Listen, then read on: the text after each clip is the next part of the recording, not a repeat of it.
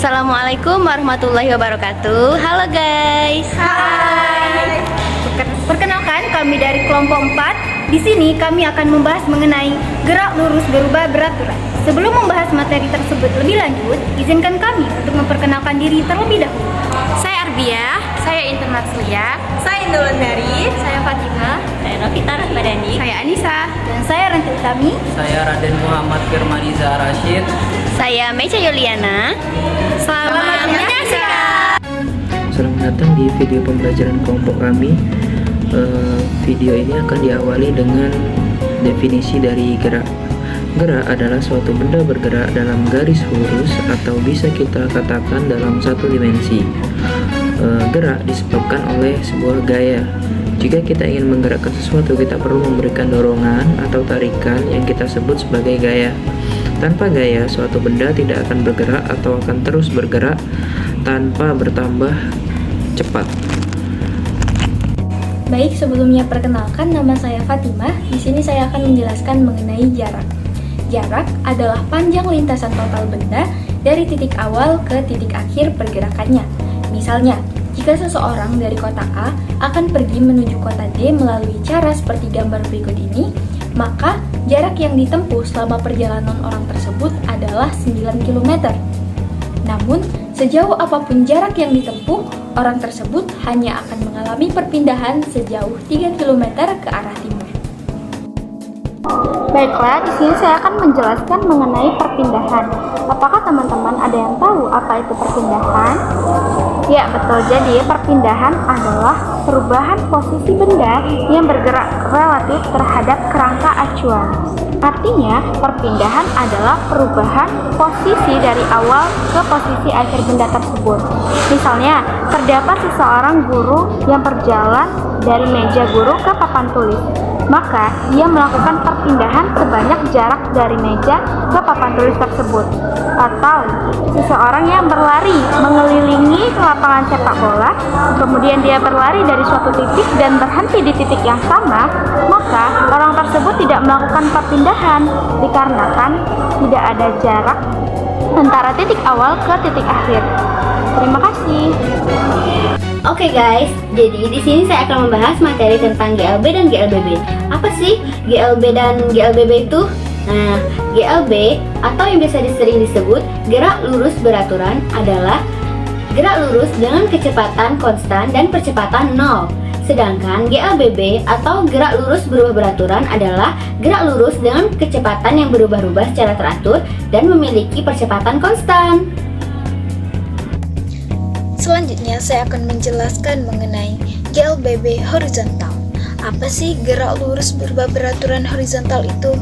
GLBB horizontal adalah gerak suatu benda pada suatu lintasan lurus yang memiliki perubahan kecepatan pada setiap selang waktu tertentu. Ada perumus untuk menentukan GLBB garis horizontal ini, yaitu untuk menentukan kecepatan akhirnya menggunakan rumus VT sama dengan V0 plus minus dikali A dikali T. Plus minus di sini akan berubah apabila suatu benda dipercepat maka akan berubah menjadi plus, dan apabila suatu benda diperlambat akan menjadi minus. Dan untuk menentukan jarak yang ditempuh suatu objek menggunakan rumus S sama dengan V0 dikali T ditambah setengah dikali A dikali T kuadrat. Baik, di sini saya akan menjelaskan gerak vertikal beserta rumus-rumusnya. Gerak vertikal adalah gerak benda yang terjadi secara vertikal baik dari atas ke bawah ataupun sebaliknya. Besaran-besaran gerak lurus pada GLBB vertikal dengan anggapan bahwa A. Percepatan. Percepatan yang terjadi adalah percepatan gravitasi atau A sama dengan G. B. Yaitu jarak.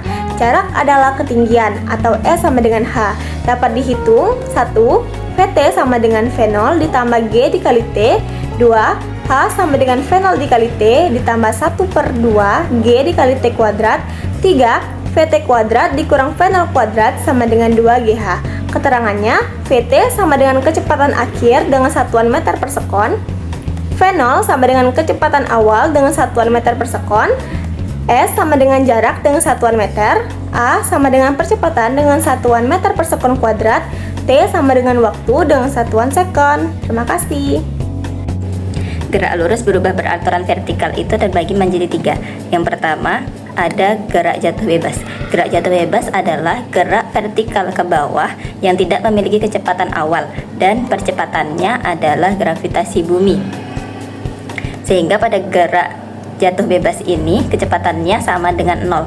Adapun rumus gerak jatuh bebas itu adalah VT atau kecepatan awal terhadap waktu atau sekon itu sama dengan gravitasi dikali T atau waktu.